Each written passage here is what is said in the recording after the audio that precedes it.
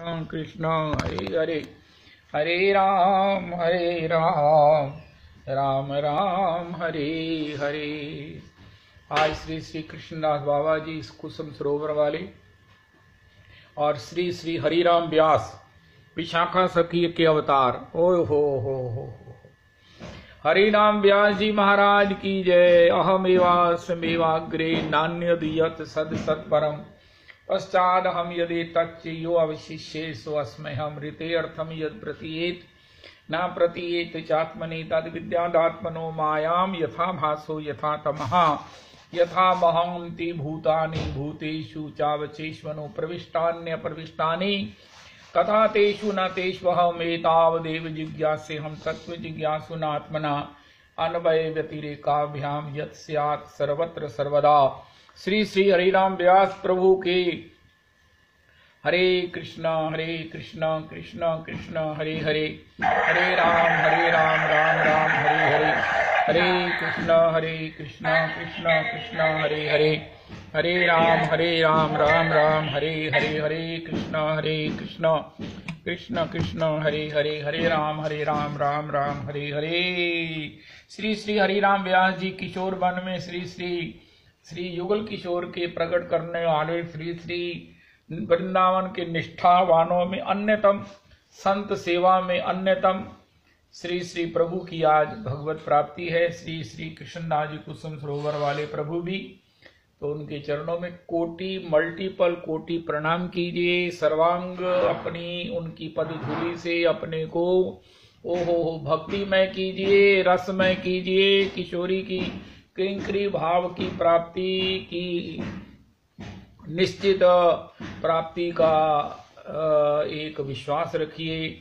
श्री श्री गौरांग किंकरी जी अभी श्री हरिराम व्यास जी का चरित्र गाती हैं। मेरा बड़ा मन है कि एक भी अक्षर उनके चरणारविंद में, जो उनके चरित्र के विषय में जो श्री नाभाजी प्रभु ने लिखा है वो छूट ना जाए। तो जैसा भी जितना चाहेंगी गौरांग किंकरी जी गाएंगी और हम उसको बड़ी ही आनंद से उसका श्रवण करें। श्री हरिराम व्यास जी महाराज जय हो।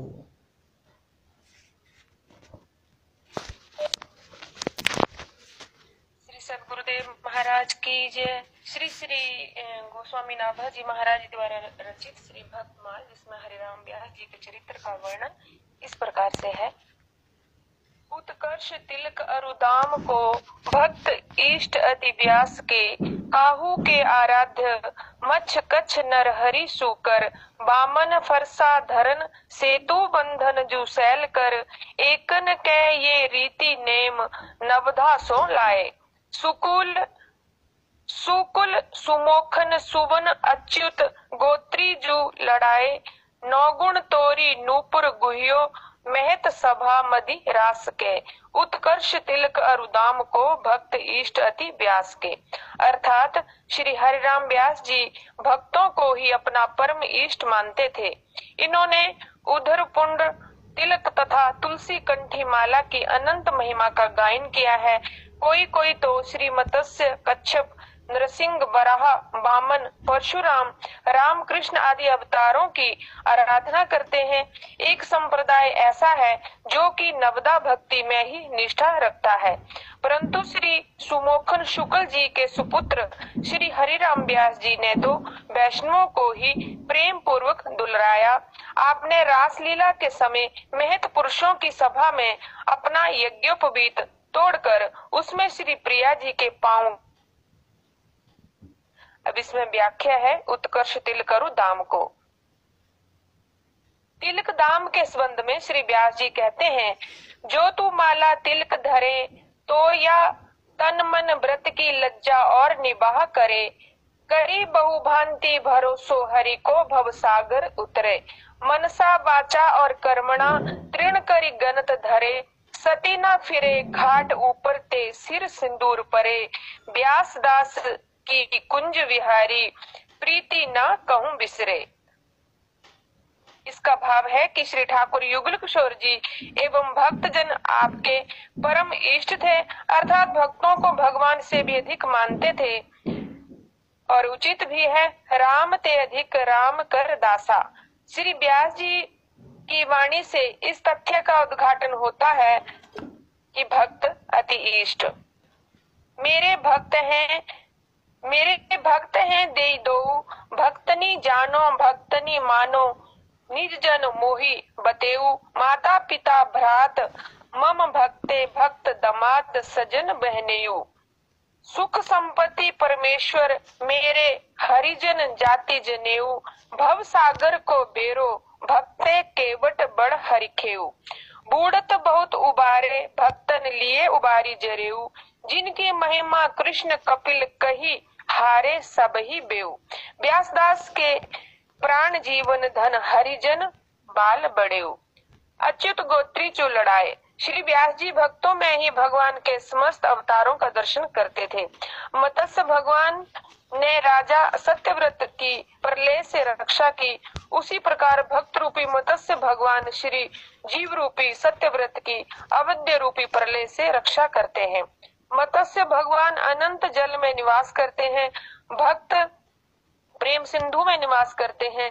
श्री कच्छप भगवान समुद्र मंथन के समय जब मंदराचल के आधार रूप हुए थे, तभी ही अमृत की प्राप्ति हो पाई थी।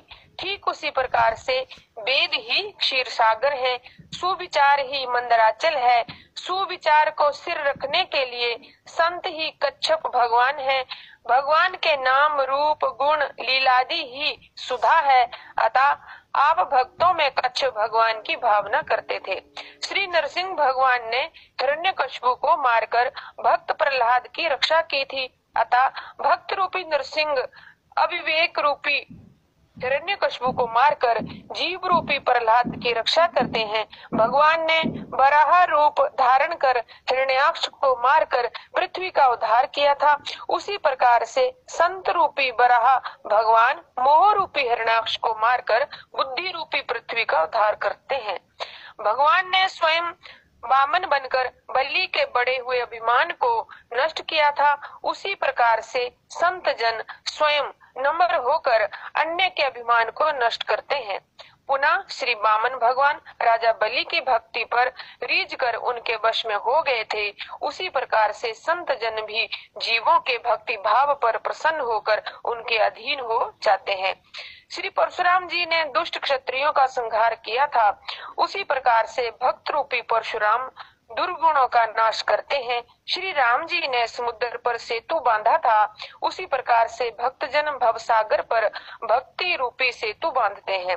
भगवान श्री कृष्ण जी ने जैसे गोवर्धन पर्वत को धारण कर इंद्र के कोप से ब्रजवासियों की रक्षा की, उसी प्रकार से संत जन रूपी श्री कृष्ण जी प्रेम रूपी गोवर्धन गो इंद्रियां वर श्रेष्ठ धन संपत्ति अर्थात इंद्रियों की श्रेष्ठ संपत्ति प्रेम को धारण कर शुष्क ज्ञान रूपी इंद्र के कोप से रसिक जन समुदाय रूप ब्रज की रक्षा करते हैं। श्री हरिराम व्यास जी इसी प्रकार से ही अन्य अवतारों की भी भावना करते थे, अतः भक्त इष्ट अति व्यास के इस प्रकार से कहा। नौगुण का एक अर्थ यज्ञोपवीत भी होता है, अर्थात अर्थ नौगुण ब्राह्मण के नवगुण अर्थात यथा नवगुण परम पुनीत तुम्हारे। श्री राम जी का वचन श्री परशुराम जी के प्रति श्री गीता जी में ब्राह्मणों के नवगुण इस प्रकार से कहे गए हैं।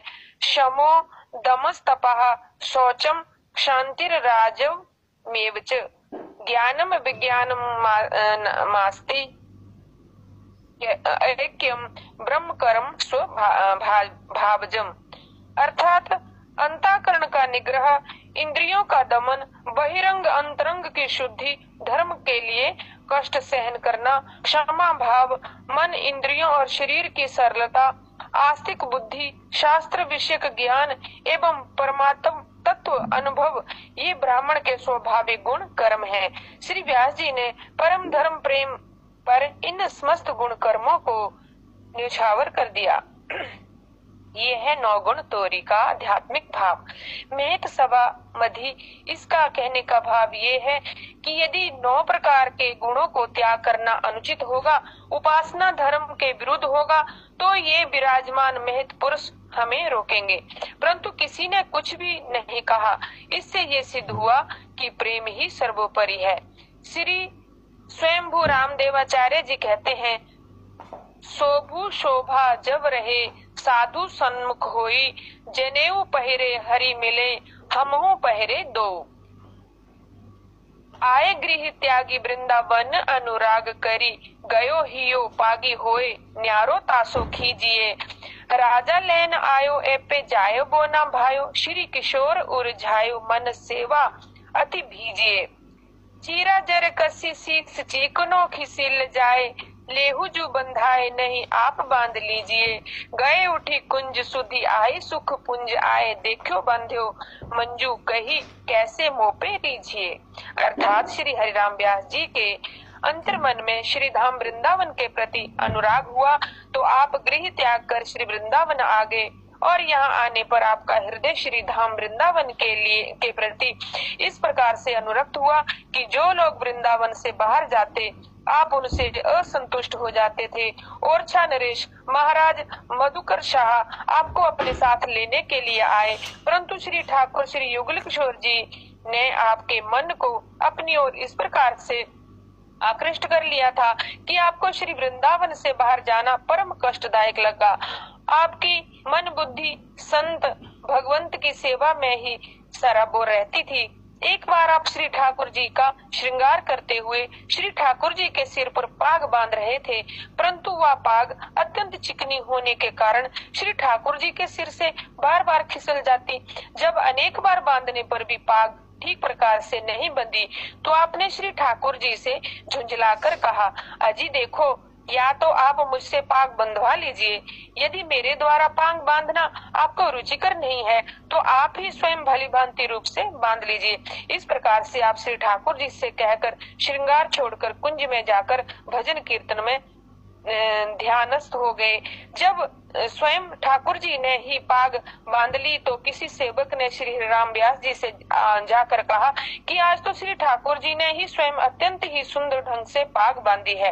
ये सेवक द्वारा समाचार सुनकर आपको सुख समूह श्री ठाकुर जी का स्मरण हुआ तो आपने स्वयं आकर देखा तो यथार्थ में ही अति सुंदर प्रकार से पाग बंधी हुई थी। श्री हरिराम व्यास जी मुस्कुरा कर बोले कि जब आप स्वयं ही इतने सुंदर ढंग से पाग बांध लेते हैं तो आप मुझ पर किस प्रकार प्रसन्न हो सकते हैं, अर्थात मेरे द्वारा बांधी हुई पाग आपको कैसे प्रिय लग सकती है।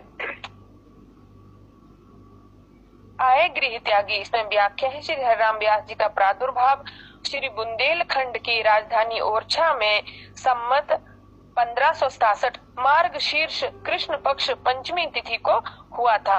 आपके पिताजी का शुभ नाम श्री सुमोखन जी शुक्ल एवं माताजी का नाम श्री पद्मावती देवी जी था। रीवा नरेश महाराज श्री रघु राजाओं के गुरु थे। श्री हरिराम व्यास जी वेद शास्त्र प्राणादि के पारंगत विद्वान थे। आपको श्री सरस्वती जी की सिद्धि थी। आप दिग्विजय करते हुए श्री काशी जी पहुँचे। वहाँ के पंडितों से आपका विराट शास्त्रार्थ हुआ। आपकी अलौकिक प्रतिभा के समक्ष काशी के विद्वानों को नतमस्तक होना पड़ा। श्री व्यास जी ने विशेष समारोह के साथ भगवान श्री विश्वनाथ जी का पूजन अर्चन किया एवं प्रचुर रूप से दान दक्षिणा दी। उत्तर काशी के समस्त विद्वान सम्मिलित होकर भगवान श्री विश्वनाथ जी की शरण में गए और उनसे प्रार्थना की कि भगवान हमें अपनी पराजय का क्षोभ नहीं है, किंतु हम अपनी काशी नगरी की पराजय से ही चिंतित हैं। आप सदा से काशी नगरी के मर्यादा रखते हुए आए हैं और आप आज भी रखिए। ब्राह्मणों की प्रार्थना स्वीकार कर भगवान श्री विश्वनाथ जी ने एक साधु का वेश धारण कर सायंकाल श्री व्यास जी के निकट आए और बोले, मैंने सुना है कि आप महान विद्वान हैं, तो मेरी आपसे एक जिज्ञासा है कि आप कृपा करके उसका समाधान कर दें तो मुझे अत्यंत ही प्रसन्नता होगी। श्री व्यास जी द्वारा अनुमति प्राप्त हो जाने पर भगवान काशी विश्वनाथ जी ने पूछा कि विद्या का महत्व क्या है। श्री व्यास जी ने उत्तर दिया, विवेक की प्राप्ति। श्री शिव जी ने पूछा, विवेक किसे कहते हैं? श्री व्यास जी ने उत्तर दिया, सत असत परिज्ञान पूर्वक असत का त्याग एवं सत्य की स्वीकृति को ही विवेक कहते हैं। श्री शिव जी ने पूछा, सत्य क्या है एवं असत्य क्या है? श्री व्यास जी ने उत्तर दिया, ईश्वर सत्य है और एवं जगत असत्य है। यथा सत हरि भजन जगत सब सपना। श्री मानस जी में श्री शिव जी ने कहा कि मैं आपसे एक प्रश्न और पूछता हूँ, क्या आपने विद्या पढ़कर विवेक प्राप्त कर लिया है? क्या आपको सद असत का ज्ञान हो चुका है?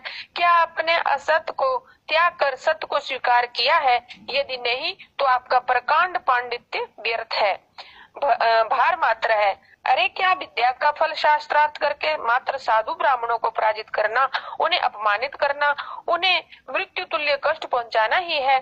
क्या तुम इतने बड़े विद्वान होकर भी अपने लक्ष्य को विस्मित कर महामूढ़ों का सा कार्य करते फिर रहे हो? तत्काल ही तुम जागृत हो जाओ। तुम श्री कृष्ण जी की प्रिय सखी श्री विशाखा जी के अवतार हो। अतः वाद विवाद को त्याग कर शेष आयु को श्री भगवत भजन में लगाकर अपने जीवन जन्म को सफल करो। इस प्रकार से श्री शिव जी ने चेतावनी दी तो श्री व्यास जी को भगवान श्री शंकर जी की असीम कृपा से सद्विवेक हुआ। तत्काल दिग्विजय का विचार त्याग कर निज गृह को चले आए और विचार करने लगे कि मैं किससे वैष्णवी दीक्षा लूं। उस समय भक्ति में विशेष निष्ठा भाव का समय था। उस समय बड़ी बड़ी श्री भगवत विभूतियां धराधाम पर अवतीर्ण थी। श्री व्यास जी ये निर्णय नहीं कर पा रहे थे कि मैं किस श्री सद्गुरु द्वारा दीक्षा प्राप्त करूं। इसी मध्य श्री वृंदावन से श्री हित हरिवंश महाप्रभु जी के कृपा पात्र श्री नवलदास जी भ्रमण करते हुए ओरछा आए श्री हरिराम व्यास जी के यहाँ रहकर आकर अतिथि हुए। प्रातःकाल ब्रह्म बेला में श्री नवलदास जी ने इस पद का गायन किया। आजुअति राजत दंपति भोर, आजुअति राजत दंपति भोर, सुर तरंग के रस में भीने नागरी नवल किशोर, अंसनी पर भुज दिए बिलोकत इंदु बदन बिवियोर, करत पान रस मत परस पर लोचन कृषित चकोर, छूटी लटनी लाल मन कर स्यो, ये या के चित चो, आज अति राजत दंपति भोर, परिरंभन चुंबन मिली गावत सुर मंदर कल घोर, पग डग मगत चलत बन बिहरत रुचिर कुंज घन खोर, जय श्री हरि वंश लाल ललना, जय श्री हरि वंश लाल ललना, मिलियो सिरावत मोर, आज अति राजत दंपति भोर। ये पद सुनकर श्री व्यास जी अत्यंत ही प्रभावित हुए और इन्होंने मन में ये संकल्प कर लिया कि अब मैं श्री वृंदावन जाकर श्री हित हरिवंश जी को ही सदगुरु रूप बनाऊंगा। निश्चय ही उनकी कृपा से श्री ठाकुर श्री युगल किशोर श्री किशोर एवं किशोरी जो मेरे हृदय की पीड़ा को शांत करेंगे। श्री व्यास जी का ये संकल्प पूर्ण हुआ। संसारिक मोह ममता को तृणवत त्याग कर आप श्री वृंदावन आए और सर्वप्रथम श्री नवलदास जी के समक्ष उपस्थित हुए। आप श्री हरिराम व्यास जी को साथ लेकर श्री हित हरिवंश जी का दर्शन करने गए। उस समय श्री हित जी श्री ठाकुर जी के लिए रसोई निर्मित कर रहे थे। श्री व्यास जी ने प्रणाम कर दर्शन कर श्री हित जी से प्रार्थना की कि मैं आपसे कुछ शास्त्र वार्ता करना चाहता हूँ। ये शब्द श्रवण कर श्री हित जी ने प्रथम तो अस्वीकार कर दिया। पुनः इनके विशेष आग्रह करने पर श्री हित हरिवंश जी ने पतीली पटलोई चूल्हा से उतार कर रख दी और अग्नि बुझा दी। दी। श्री व्यास जी की समझ में ये नहीं आया कि श्री हित जी ने इस प्रकार क्यों किया। अरे रसोई भी बनाते रहते और हमसे वार्ता भी करते रहते। अंततः गत्वा श्री व्यास जी ने ये कह ही दिया कि आपने रसोई का कार्य क्यों स्थगित कर दिया। रसोई बनाना हाथों का कार्य है एवं कहना सुनना मुख एवं श्रवण इंद्रियों का कार्य है। दोनों कार्य करने वाली इंद्रियां भिन्न भिन्न है, अतः दोनों कार्य एक साथ भी हो सकते थे। तब श्री हित हरिवंश जी ने कहा कि ये जो एक मन बहुत ठोर करी कही कौने सच उपायो, जहाँ तहाँ विदित जार युवती लो प्रगट पिंगला गायो, द्वै तुरंग पर जोर चढ़त हठी परत कौन पे धायो, कही धो कौन अंक पर राखे जो कनिका सुत जायो, जय श्री हित हरिवंश प्रपंच वंच सब काल ब्याल को खायो, ये जिए जानी श्याम श्यामा पद कमल संगी सिर नायो। श्री हरिराम व्यास जी की शंका का समाधान हो गया और आपने तत्काल ही साष्टांग प्रणिपात पूर्वक श्री हित हरिवंश प्रभु महाप्रभु जी से दीक्षा के लिए अनुनय विनय की। श्री हित हरिवंश महाप्रभु जी ने आपको श्री निकुंज उपासना की दीक्षा दी। श्री राधा रमणाय समर्पयामि। जय हो जय हो जय हो।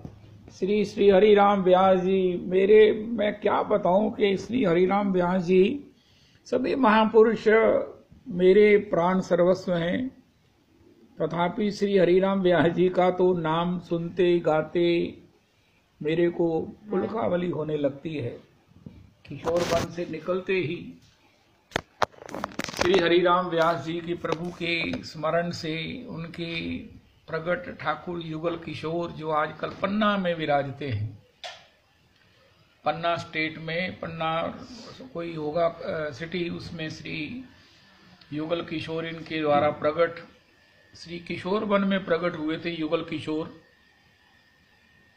वो पन्ना में विराजते हैं। श्री हिम्मत दास जी महाराज, उन्हीं का दर्शन करने 20 किलोमीटर रोज जाते। पन्ना में मेरो शाम इस प्रकार कहते हुए जाते और वापस लौटते, रोज का नियम था। वो युगल किशोर श्री हरिराम व्यास जी के ठाकुर जी हैं। अभी हमने श्री श्री हरिराम व्यास जी की संत निष्ठा वैष्णव निष्ठा सुनेंगे वो डिटेल में, अभी तो उसकी हेडिंग्स ही गाए गए हैं। धाम निष्ठा श्री श्री अपने आप में अन्यतम है। श्री हरिराम व्यास जी का एक पद है, कई पद हैं, एक से एक। श्री हरिराम व्यास जी का पद आप जब सुनेंगे गाएंगे तो पहली दूसरी पंक्ति में ही आप कहेंगे ये पद जो है ना वो साधारण नहीं है। साचो धन वृंदावन भैया, साचो धन वृंदावन भैया, कनक कूट कोटिक लगी तजिए, भजिए नंद झुकी गैया, भजिए नंद झुकी गैया।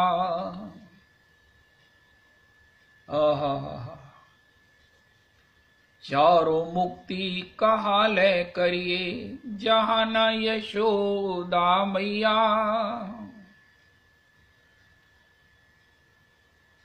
आरत व्यास पुकारत बन में, थोड़े लोग सुनैया। साचो धन वृंदावन भैया, जहाँ श्री राधा चरण रेणु की, जहाँ श्री राधा चरण रेणु की, कमला लेत बलैया। जहाँ श्री गोपी नाचत गावत, मोहन बेनु बजैया। जहाँ सर्वत्र ये श्री प्रियालाल जी का विहार है, विहार स्थली है।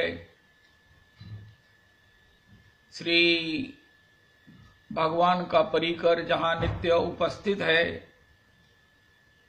ऐसे श्री धाम वृंदावन को श्री कनक कूट मैंने पर्वत, कनक सोने के पर्वत को भी अगर प्राप्त होता हो तो उसको त्याग कर वृंदावन का सेवन करो। वृंदावन में जब आप आए हैं तो फिर वृंदावन से बाहर जाने का प्रश्न ही नहीं हुआ। मधुकर शाह की आप राजगुरु हैं, राजगुरु के बिना मधुकर शाह को बड़ा कष्ट होता है, बड़ा अभाव अखरता है। उन्होंने बड़े बड़े सेवकों को भेजा कि प्रभु जी श्री अपने राजगुरु हरिराम व्यास जी को ले आइए। सबको श्री हरिराम व्यास जी ने मना कर दिया। कितने कितने दिन सब लोग वृंदावन में रहे कि व्यास जी हमारे साथ चलेंगे। एक बार किसी विशेष के कहने पर श्री हरिराम व्यास जी ने कहा अच्छा मैं चलता हूँ, लेकिन मैं अपने इन सब परिकर को मिल तो लूं। उनका हाँ मिल लीजिए। तो एक एक लता पता से लिपट कर इतना रुदन करते, इतना अपने आप को सब प्रकार से धिक्कारते कि मुझ पर कृपा करो कि मैं वृंदावन से बाहर ना जाऊं। मेरे श्री का अभागा कौन है, मेरे श्री का दुर्भागा कौन है जो वृंदावन को पाकर भी वृंदावन से बाहर जा रहा है। एक दिन में एक लता के साथ इनका मिलन होता, फिर अगले दिन दूसरी लता के साथ ही इस प्रकार हे श्री भगवत परिकर जो भी उसका नाम लेकर कि मैं वृंदावन से बाहर जा रहा हूं, मैं निश्चित निंदनीय हूं, मैं निश्चित दुर्भागा हूं, मैं निश्चित अपराधी हूं जो मैं वृंदावन से बाहर जा रहा हूं। मेरे मन में कोई ना कोई प्राकृतिक दुर्वासना आ गई है जो मैं वृंदावन से बाहर जा रहा हूँ। हे सखी, हे ठाकुर जी, हे प्रिया जी, हे लाल जी, हे रजरानी, मुझ पर कृपा करो कि मैं वृंदावन से बाहर ना जाऊं। दिन भर एक दूसरी लता से विलाप प्रलाप करते। तो उन्होंने कहा महाराज ये कितना आपका परिकर है। उनका ये जितना आपको दिख रहा है, जितना है ये सब मेरा परिकर है, तो मैं इसके मिलन से इनसे सब प्रकार से विदा लेकर आपके साथ चलूंगा। तो वो जितने बड़े अधिकारी थे, इतने कुशल थे, जिन्होंने श्री हरिराम जी को वापस जाने से मना लिया। उन्होंने कहा प्रभु जिंदगियां बीत जाएंगी, आपका परिकर से मिलन पूर्ण नहीं होगा। उनका अच्छा, वो चले गए। तो मधुकर शाह स्वयं आए। मधुकर शाह ने निश्चय किया कि कुछ भी हो मैं अपने गुरुदेव श्री व्यास प्रभु को छोड़ के नहीं जाऊंगा, मैं आपको साथ लेकर ही जाऊंगा। तो हरिराम व्यास जी ने कहा ये तो बड़ी मुसीबत है, क्या मुझे वृंदावन से बाहर जाना होगा। तो उन्होंने एक दिन क्या किया, गधे के ऊपर अपना मुंह काला करके बैठ गए और अपने मुख से कहने लगे अरे देखो देखो देखो देखो, मैं वृंदावन आकर भी, वृंदावन पाकर भी वृंदावन से बाहर जा रहा हूं। देखो देखो ये मेरी एक्चुअल, मेरी वास्तविक, मेरी स्थिति है। उसका तो मुंह काला कर देना चाहिए। उसका मुंह काला है जो वृंदावन आने के बाद भी वृंदावन से बाहर जाने का सोच भी रहा हो। मेरी आप निंदा कीजिए, मेरी आप सब प्रकार से जो है मेरे ऊपर आक्षेप कीजिए, और भी बड़े शब्द उन्होंने कहे। मधुकर शाह ने जब ये देखा, उनका गुरुजी आप क्या कर रहे हैं। उनका जो वृंदावन आकर भी वृंदावन से बाहर जाए उसको तो मुंह काला करके गधे पर घूमना चाहिए। मधुकर शाह ने निश्चय कर लिया कि ये गुरुजी वृंदावन से बाहर नहीं जाएंगे। फिर भी मधुकर शाह ने कहा चलो ये आवेश है, मैं और समय देखता हूँ, गुरुजी वापस चलेंगे। बड़ी निष्ठा गुरुजी में। एक बार श्री व्यास जी ने कहा अभी भी काम नहीं बन रहा है, ये मधुकर शाह लौट नहीं रहा है। तो उन्होंने एक जो महतारिन थी, भंगिन थी, उसके यहाँ से उसको कहा कि तू कहाँ से आ रही है। ये राधा रमन जी के दर्शन को लेट हो गए और उन्होंने देखा कि वो भंगिन लौट रही है। उनका तो राधा रमन जी के दर्शन से आ रही है। उनका हाँ, उनका तुझे प्रसाद मिला होगा। उनका हाँ मिला। उनका मुझे दे दे। उनका महाराज आप क्या बात करते हैं, इतने प्रतिष्ठित वृंदावन के महापुरुष हैं, मैं तो महतारिन हूं, मैं तो भंगिन हूं, उनका फिर क्या हुआ? प्रसाद तो चिन्मय है। और फिर वृंदावन की रज में रहने वाली तेरे के नाम के साथ ये जुड़ा है, तू तो महापवित्र है, तू तो परम बड़भागी है। अगर इस रूप में भी तुझे वृंदावन का वास मिला है तो ये बाह्य एक सुरक्षा है, भीतर से तो तू बड़ी वृंदावन की कृपा पात्री है। ला मुझे उसने बड़े संकोच में नहीं जब दिया तो उसकी महाराज टोकनी में से पकौड़ी निकालकर खा लिया।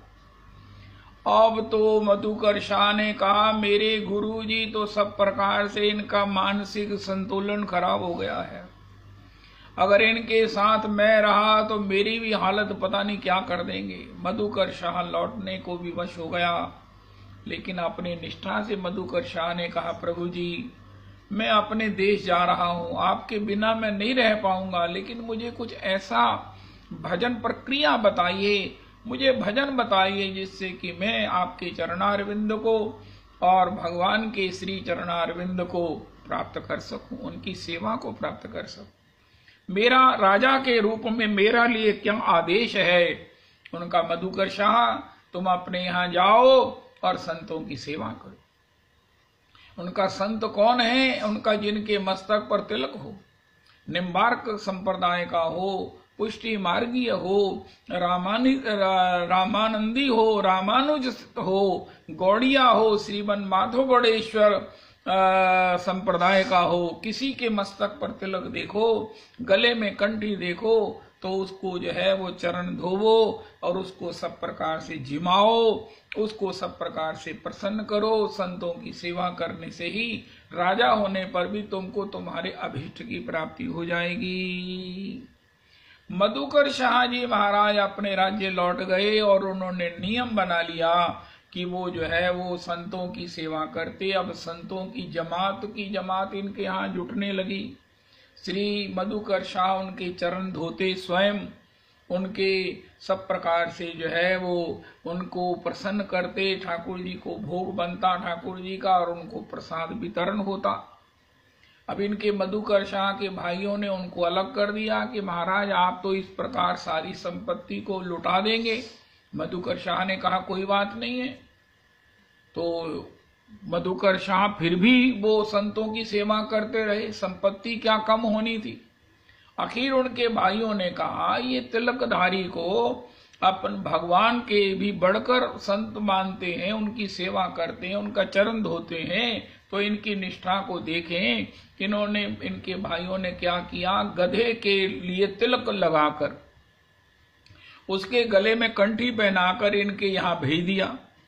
राज्यसभा में जब मधुकर शाह ने देखा तिलक लगाए हुए, कंठी पहने हुए, गधे के रूप में परम वैष्णव आए हैं, संत आए हैं, तो राजा ने स्वयं उठ करके राज्य दरबार में गधे के चरण धोए।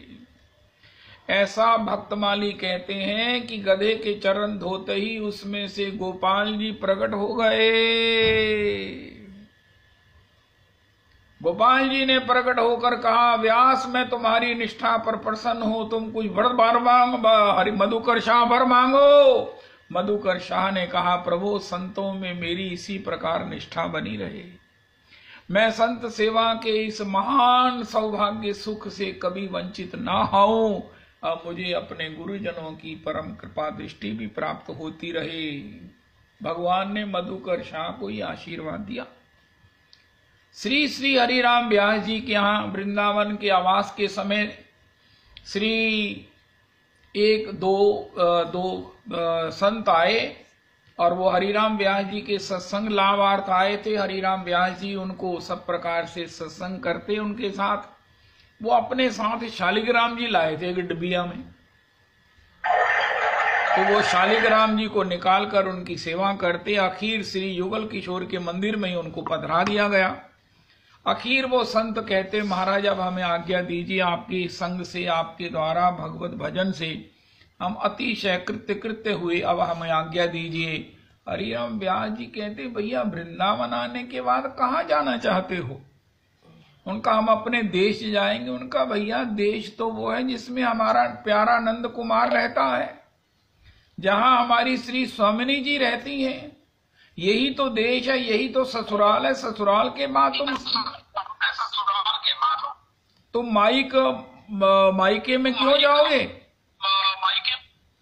जब तुमको प्रियालाल जी ने स्वीकार कर लिया है, आखिर उनका अपना कोई पूर्व का प्रारब्ध होगा। हरिराम व्यास के कहने पर भी एक दिन उन्होंने अतिशय आग्रही होकर व्यास जी से कहा, प्रभु मुझे आज्ञा दीजिए। तो वो जब जाने लगे तो उनकी डिबिया में शालिग्राम जी की जगह उन्होंने एक चिड़िया डाल दी, हरिराम व्यास जी ने। उनको क्या पता, वो चले गए। और जैसे ही महाराज वो अक्रूर घाट पर जाकर उन्होंने अपने ठाकुर जी के लिए भोग लगाने के लिए डब्बी खोली, तो वो चिड़िया फुड़ से उड़कर जो है वो हरिराम व्यास जी के आश्रम में आ गई। और वो भी पीछे पीछे आ गए। उनका, महाराज आपने क्या किया हमारे साथ? हमारे एक शालिग्राम जी रख लिए और हमको चिड़िया भेज दी। उनका, भैया ठाकुर जी यही कह रहे हैं कि वृंदावन आने के बाद यहां से बाहर मत जाओ। तब उनका भी अंतर विवेक जागृत हुआ, कृपा उन पर परिवर्षित हुई और उसके बाद वो भी वृंदावन से बाहर नहीं गए। श्री श्री हरिराम व्यास जी महाराज, एक बार इनकी ऐसा तो प्रचलित ही है कि एक बार इनकी बेटी की शादी थी और उसके लिए ये संत सेवा के लिए भी भोग बनता था।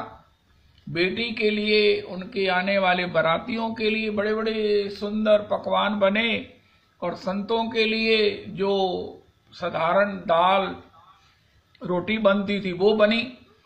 अब हरिराम व्यास जी के मन में आया, अरे भैया ये तो दिव्य जो महाराज कितने रस से घी से चुचाते हुए पदार्थ हैं, ये तो संतों के पाने योग्य हैं। तो इन्होंने क्या किया, संतों के उस यहाँ से 2 संतों को बुलाया और उनको सारे जो बारातियों के लिए दिव्य पकवान बने थे, घी में सने हुए, रस से परिपूरित, दिव्य अति दिव्य, वो उन संतों को भेज दिए। और जो रूखा सूखा वो दाल चावल था वो बारातियों के लिए रख दिया। तब भगवान को चिंता हुई कि हरिराम व्यास जी के लिए लोग जब आक्षेप करेंगे, इनकी निंदा करेंगे तो वो मुझसे सहन नहीं होगा। तो सब स्वयं भगवान ने आकर के, हरिराम व्यास जी तो वहां से कहीं दूर चले गए, अंतर ध्यान हो गए कि ये सब बाद में जो होगा वो बड़ा कटु होगा। लेकिन भगवान ने हरिराम व्यास जी के रूप में आकर सब प्रकार से बारातियों का स्वागत किया, बारातियों को सब प्रकार से उनका आतिथ्य किया और बाराती धन्य अति धन्य हुए। बाद में जब उनकी श्रीधाम वृंदावन में हरिराम व्यास जी रहने लगे तो एक बार जब वो बेटी ब्याहने के बाद अपने पिता से आशीर्वाद लेने आई, डोली ही पड़ी है और वो व्यास जी से आशीर्वाद लेने के लिए वृंदावन से जब आई हैं तो उन्होंने कहा, पिताजी मुझे आशीर्वाद दे दीजिए। उनका, क्या मैं डूबने के लिए क्या तुम्हें दुर्गति का आशीर्वाद दूं? उनका, क्या पिताजी? उनका, अरे भजन छोड़ करके, वृंदावन को छोड़ करके संसार में किसी प्राकृतिक सुख की आशा लेकर के जाना, इससे बड़ा भी कोई दुर्भाग्य, इससे बड़ा भी कोई शाप हो सकता है? उनका, मैं क्या करूं? उनका, तुम्हें नहीं मालूम है क्या करना है?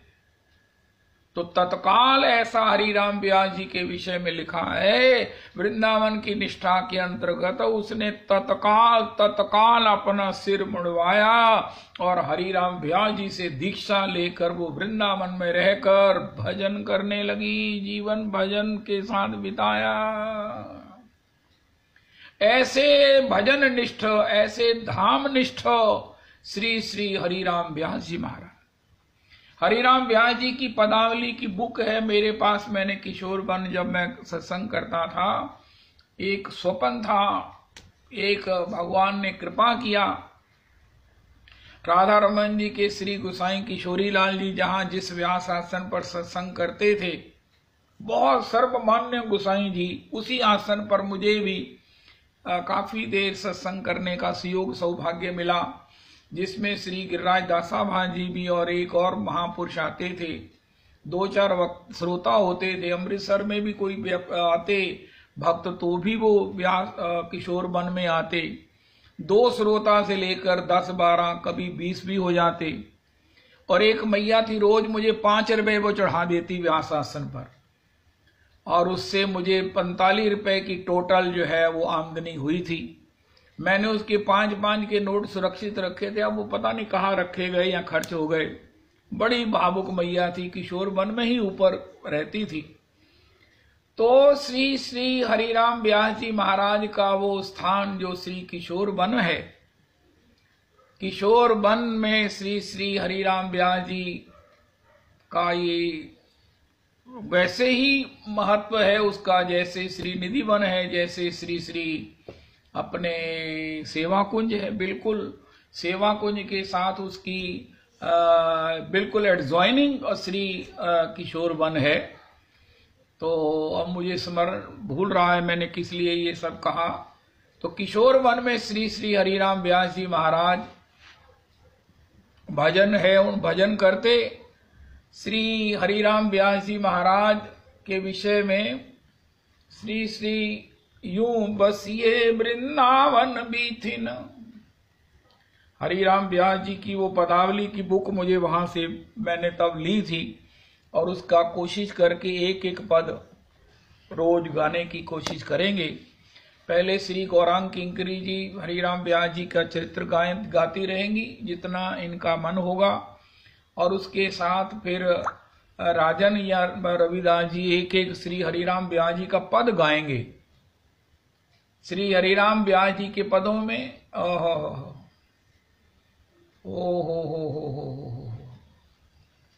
खग मृग पशु पक्षी या बन के चरण शरण रख लीजे किशोरी मोहे। इस प्रकार की पदावली है, बहुत सुंदर, बहुत सुंदर, जिससे अंतर प्राण जो है वो उछलित हो जाएं, नृत्यत हो जाएं, तो समझ लेना कि ये पद निश्चित ही हरिराम व्यास जी के द्वारा रचित है। विशाखा सखी के अवतार हैं श्री श्री हरिराम व्यास जी महाराज, श्री श्री हरिराम व्यास जी महाराज। संत सेवा में बड़ी इनकी रुचि। अभी हमने सुना कि ये संतों को भगवान से अधिक करके मानते। कोई भगवान के 10 अवतारों की पूजा करता है, कोई भगवान के 24 अवतारों की पूजा करता है। ये भी भगवान के 10 अवतार 24 अवतारों की पूजा करते, लेकिन उनको सारे अवतार संतों में, वैष्णवों में ही दिखाई देते। किसी प्रकार से किसी में अगर थोड़ा सा क्रोधा भाव रहता है तो उनको नरसिंह का स्वरूप समझकर उसे प्रणाम करते। इस प्रकार प्रत्येक भक्त अवतार को संसार के जीवों में इनका दर्शन इनको होता। ये कहते कि मैं भी 24 अवतारों की पूजा करता हूं। तो इस प्रकार किसी में, जैसे कहते हैं ना राम जी के विषय में, रीति नीति स्वार्थ परमार्थ कौ न राम सम जान जथारथ। कोई बड़ा शांत, बड़ा सब प्रकार से मृदु भाषी, कोई बड़ा सब प्रकार से ऐसा आचरण वाला होता तो कहते ये मेरे राम जी का अवतार है, ये साक्षात श्री राम जी हैं, नीलाम भुज श्यामल कोमलांगम। तो ये 24 अवतार रविदास जी क्या अद्भुत श्री हरिराम व्यास जी हैं। भगवान के 24 अवतार, जैसे कोई कहे कि सब में भगवान को देखो। अब किसी का स्वभाव क्रोध का है, किसी का स्वभाव कैसा है, तो एक वो मैया मिल गई। मैया क्या है, नव किशोरी हैं, उनको बड़ी कष्ट है कि मेरे पति जहां जाते हैं वहां किसी को डोनेशन की ही प्रेरणा देते हैं। वो खुद भी बहुत ज्यादा डोनेट करते हैं, बहुत ज्यादा कंट्रीब्यूट करते हैं, बहुत रिच हैं। उनको गैया की सेवा इत्यादि में बड़ी रुचि है, पीठ में वो उनका योगदान सबसे ज्यादा है। लेकिन फिर भी वो जहां जाते हैं उनको वो डोनेशन की, कंट्रीब्यूशन की प्रेरणा देते हैं कि मैं जिस सुख को प्राप्त कर रहा हूं तुम भी करो। तो लेकिन उनकी पत्नी को बड़ी कष्ट है कि ये मेरे जो है ना वो प्रिय, मेरे पति जो है ये मेरे परम प्राण प्रिय है, लेकिन मेरे को इनकी ये आदत बड़ी कष्ट देती है कि जहां जाते हैं वहां उसको कंट्रीब्यूशन की प्रेरणा देते हैं। अब हरिराम व्यास जी ऐसे अवसर पर क्या करते, उनका ये मेरे वामन भगवान है।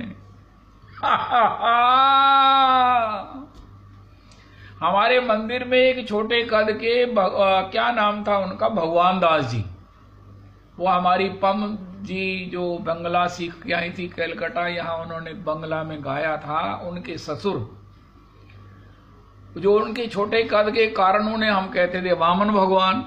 लेकिन श्री हरिराम जी व्यास जी उनकी इस प्रकार की प्रेरणा याचना भगवान की सेवा में प्रेरणा को मानते, तो उन्होंने कहना था ये वामन भगवान है, ये जो है वो इतना सा किसी को प्रेरणा देकर लेते हैं और इसके बदले में इतना जो है वो उनको भगवान से दिला देते हैं। क्रोध में नरसिंह भगवान, किसी प्रकार की याचक वृत्ति में, लोक हित में याचना के लिए भगवान वामन ने अपने लिए मांगा, देवताओं के लिए मांगा, और उसके बदले में क्या दिया, तो उसको वो वामन के रूप में देखते। किसी शील स्वभाव, किसी सौम्य स्वभाव, किसी मधुर स्वभाव वाले में श्री रघुनाथ जी का दर्शन करते और किसी चंचल में वो श्री भगवान नंदनंदन का दर्शन करते। इस प्रकार क्या अद्भुत श्री हरिराम व्यास जी का ये स्वभाव है। दशावतारों में परशुराम जी का भी दर्शन करते। वाह। तो एक बार पंगत हो रही थी तो सभी संतों ने कहा महाराज हम नहीं पाएंगे पंगत में। उनका क्यों नहीं पाओगे, उनका जब तक आप नहीं बैठेंगे। तो हरिराम व्यास जी उन वैष्णवों की, संतों की इच्छा से, उनकी आज्ञा से वो भी पंगत में बैठ गए। परोसाई इनकी पत्नी कर रही थी। परोसाई करते हुए एक पकौड़ी जो है वो इनके डोने में पड़ गई। हरिराम व्यास जी ने देखा लेफ्ट और राइट के संतों के डोने में पकौड़ी नहीं है और पकौड़ी इन्होंने मेरे यहां डाल दी है। तब हुआ इनको कि पत्नी ने मेरे को फेवर करके मेरे को अतिशय स्नेह के कारण ये पकौड़ी संतों को ना परोस कर मुझे पकौड़ी परोस दी है। तब हरिराम व्यास जी बड़े उदास हुए, बड़े नाराज हुए और उन्होंने कहा कि हे देवी, मैं बड़े कठिन हृदय से आज से आपको संतों की सेवा परोसाई से वंचित करता हूं। आपने पंगत में परोसाई का अधिकार खो दिया है। परोसाई करने की जो कुशलता है वो आप में दिख नहीं रही है। इस बात को श्री पोपली जी महाराज और भी बड़े बड़े परोसाई करने वाले चतुर समर्पित पुरुषोत्तम मंदिर में भी हैं भक्त, लेकिन उसका प्रमाण क्या हुआ, वो मेरी दोती है उनका दादू आपके यहाँ तो सब लोग खड़े रहते हैं, ये ले लो वो ले लो, हमारे यहाँ तो पंगत में कुछ आता नहीं है। ओए होए होए होए होए होए। बच्चे मन के सच्चे उसने ये कहा, हम तो वेट करते रहते हैं वो खीर कब आएगी, लेकिन सब लोग वो बाल्टी लिए आप ही के पास खड़े रहते हैं। तो मैंने कहा बेटा जी ऐसा करो कि आप मेरे पास बैठ जाया करो। लेकिन ये कोई समाधान थोड़ी है। परोसाई करने वालों का धर्म है कि वो सब ओर से सबको समान रूप से परोसाई करें। किसी के मन में ये कॉम्प्लेक्स अगर आ गया, बच्चे ने तो कह दिया दूसरे ने कहना नहीं है, लेकिन फीलिंग अगर हो गई तो हमारा जो है वो यज्ञ वो मैं अगर सही कहूं तो वो निष्फल हो गया। हम सोचते हैं कि हम भी परोसाई करें, मुझे दे दो मैं भी परोसाई करता हूं। नहीं, उसे पहले ट्रेनिंग दी जानी चाहिए, उसको ये चेक कर लेना चाहिए उसको भी कि ये क्या किसी को फेवर तो नहीं करेगा, किसी के लिए ये विशेष तो नहीं करेगा, क्या ये इतनी सारी पंगत को समान रूप से डिलीवर कर सकता है ना। इसको पता है ना कि मैंने पहली पंक्ति में अब खीर दे दी है, दूसरी में दे दी, तीसरी में दे दी है, 8 पंक्तियों में मैंने खीर दे दिया, मैंने पुनः पहली से शुरू होना है। किसी को भी प्रसन्नता हो यही उसका मुख्य होना चाहिए। तब उनकी पत्नी बड़ी दुखी हो गई कि महाराज मुझे आपने परोसाई की संतों की सेवा से महरूम कर दिया, वंचित कर दिया, अब मेरा तो जीवन बिल्कुल व्यर्थ हो गया। यही मेरा भजन था, यही मेरा आनंद था, यही मेरी खुशी थी, आपने वंचित कर दिया, कोई तो प्रायश्चित होगा। संतों ने ही कहा व्यास जी आप इनको परोसाई की सेवा दोबारा दे दीजिए। हरिराम व्यास जी ने कहा अगर ये निश्चित संतों की सेवा की परोसाई की सेवा करना चाहती हैं तो इनको एक अपरायश्चित करना होगा। कहा हाँ बताइए। पत्नी ने भी कहा मुझे कोई भी प्रायश्चित बताइए। उनका आपके पास जितने गहने हैं ना सबको बेच दो और उससे संतों की सेवा में लगा दो, उसे संतों की सेवा करो, संतों की सेवा में लगा दो। हा हा हा हा हा हा हा। ये हरिराम व्यास जी का पद है। जो सुख होत भक्त घर आए, सो नहीं होत किए जप तप के कोटिक तीर्थ नहाए। सो सुख नहीं होता है। अरे पूत को पूत खिलाए, पोते को गोद में बिठाकर जो भोजन कराने से, प्रसाद पवाने से सुख होता है, वो उससे ज्यादा सुख है संतों के घर आगमन से। बांझ ही बेटा जाए। एक स्त्री थी, वो मैया थी, उसको कोई संतान नहीं हुई। उससे जब कोई पूछता तेरी अगर संतान होगी तो तू क्या करेगी, बोलती थी मैं ऊपर जाऊंगी, बिल्कुल ऊपर की मंजिल पर कूद पड़ूंगी। उस खुशी को मैं सहन नहीं कर पाऊंगी और मैं ऊपर की मंजिल से जमीन में कूद पड़ूंगी, खुशी के मारे मर जाऊंगी। हरिराम व्यास जी कहते हैं बांझ को बेटा होने से जो खुशी होती है वो ऊपर से छलांग लगा के मर जाएगी खुशी के मारे। इससे ज्यादा खुशी होती है जब घर में कोई संत वैष्णव आते हैं। ओए होए होए होए। श्री हरिराम व्यास जी ऐसा। तो उनकी पत्नी ने बड़ी प्रसन्नता से मुदित हृदय से उन सब अपने गहनों को, अपने पास जो भी था जमा पूंजी, उस सब को जो है वो संतों की सेवा में लगाया और पुनः उन्हें परोसाई की सेवा प्राप्त हुई। हरिराम व्यास जी के इस चरित्र के माध्यम से परोसाई करने वाले अपने धर्म को समझ लें, या तो परोसाई में कुशलता प्राप्त करें या परोसाई उन्हीं को करने दें जो परोसाई करने में चतुर हैं। अनाधिकृत चेष्टा करने से महाराज हड़बड़ी में या अपने को भी कुछ मानकर सेवा करने से अपराध पल्ले पड़ेगा। हम सोचेंगे हमने वैष्णवों की सेवा की है, पंगत की सेवा की है, लेकिन बाद में हमको क्या पता चला कि हमारे द्वारा तो कितने अपराध हो गए। कितने वैष्णव इंतजार करते रहे कि भैया वो खीर हमने दोबारा लेनी थी, वो महाराज आई नहीं, वो तो इतने में पंगत उठने का समय आ गया। अब बताओ कितने जनों को पीड़ा हुई, और वो सब पीड़ा जब डेबिट होगी तो परोसाई का फल कहाँ रह जाएगा। इसलिए बड़ी कुशलता से ही किसी को बाल्टी, किसी को थाला देवें कि महाराज पहले अपने को देख लो, सबको समान रूप से परोसना है और सबको किसी भी प्रकार से भेदभाव के आपने सभी पंक्तियों में घूमना है। और आप देख लो कि मैं उसी चीज को डिलीवर करूं जो ऐसा नहीं है जो थोड़ी है। महाराज ऐसा करना, खास खास लोगों को देना, बाकी को रहने देना, ना ना ना, उनका महाराज ये चीज मैंने देनी हो नहीं है, ये गोसाई जी को दे दो कि ये बाद में सबको हाथ में थोड़ी थोड़ी दे दें। परोसाई उसी चीज की करनी है जो सबके लिए समान रूप से उपलब्ध हो। किसी को महाराज बढ़िया पत्तल, किसी को हल्की पत्तल, ना ना ना ना, बिल्कुल नहीं। जितने जन बैठे हैं उतनी ही समान क्वालिटी की पत्तल हो। अगर चम्मच सबको दिया गया है तो उतने हैं तभी उसको शुरू कीजिए, अगर सब कुछ वैसे है तो ही शुरू कीजिए, अन्यथा महाराज ना ना ना ना ना। खास खास को ये दे दिया, उसको आग्रह पूर्वक दीजिए, नहीं नहीं मैंने तो आपको कड़ा देना ही है। उनका मैंने ले लिया है, उनका प्रभु जी मेरे से नहीं लिया। उसको जबरदस्ती हमने परोस दिया, वो कह रहा है मैंने नहीं लेना, और दूसरा सोच रहा है कि महाराज हमने दोबारा कड़ा मांगा तो ये मना ना कर दें।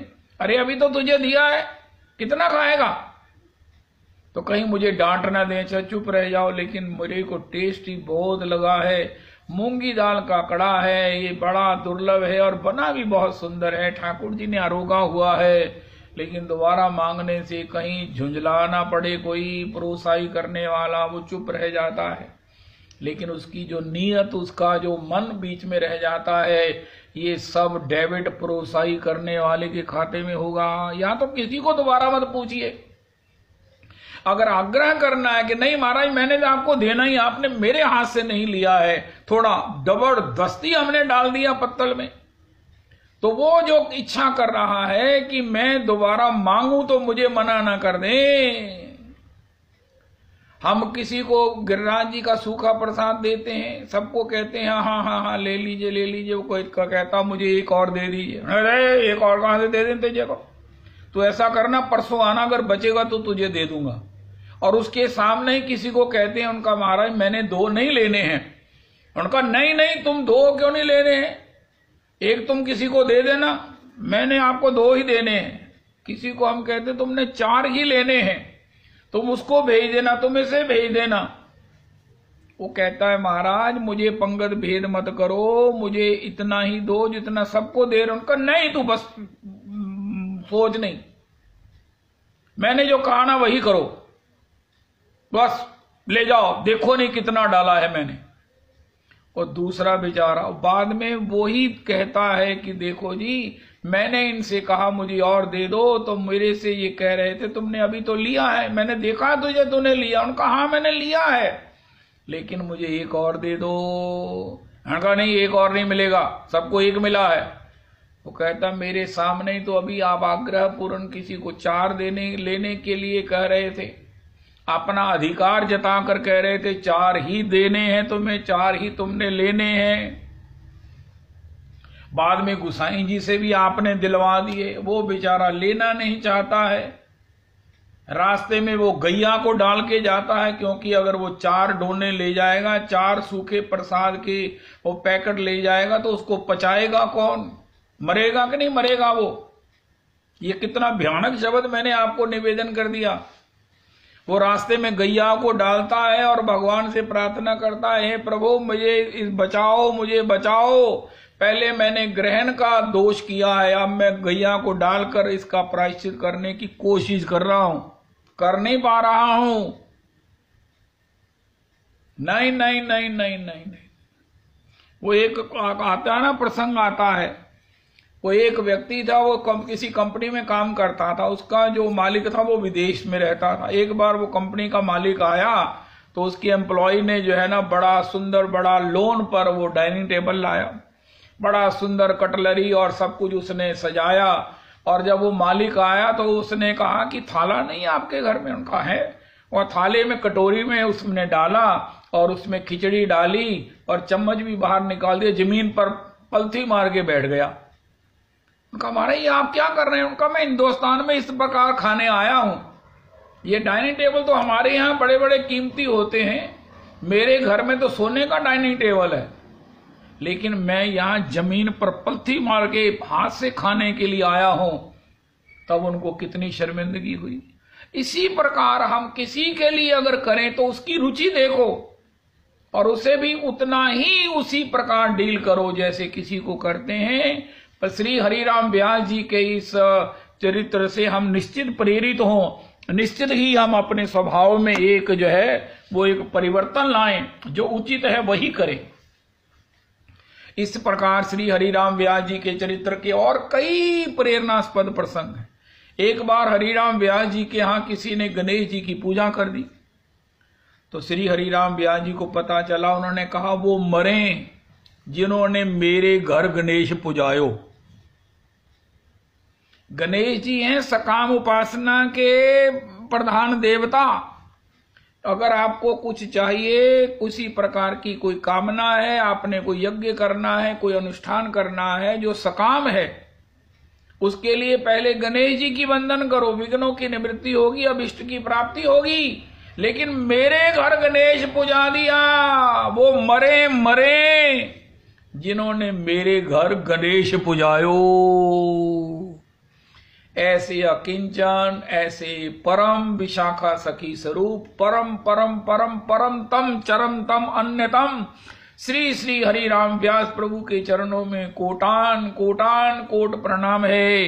रोज उनके चरित्र के चरण चापन का सहयोग मिलेगा, एक पद भी हम सुनेंगे और इसको अच्छी तरह से आलोढ़न मंथन करके फिर जो है वो अपनी प्रेम भक्ति चंद्रिका का आस्वादन करेंगे। हरिराम व्यास जी का चरित्र कोटि कोटि बार श्रवणीय प्रणम्य और आस्वादन में अतिशय मधुर तमाति पुनरपि मधुर तम है। ये इन्हीं का पद है श्री हरिराम व्यास जी का। काहू के बल भजन है काहू के आचार, व्यास भरोसे कुंवरी के सोवत पाम पसार। हरे कृष्णा कृष्णा कृष्णा हरे हरे, हरे राम राम राम हरे हरे। हरे कृष्णा कृष्णा कृष्णा हरे हरे, हरे राम राम राम हरे हरे। हरे कृष्णा कृष्णा कृष्णा हरे हरे, हरे राम राम राम हरे हरे। गुरु गौर प्रेमानंदे हरि हरि बोल। श्री श्री रविदास जी कृपा करो।